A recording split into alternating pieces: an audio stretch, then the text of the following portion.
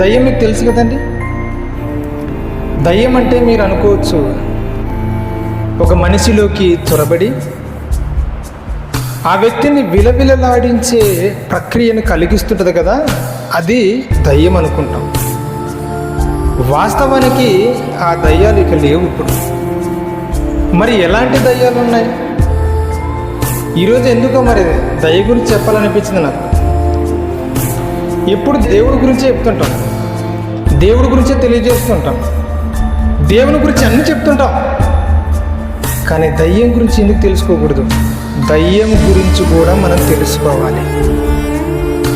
దయ్యం ఏం చేస్తుందో, మనిషిని ఎలా మట్టు పెడుతుందో, పతనానికి చేరుస్తుందో మనకు తెలియాలి.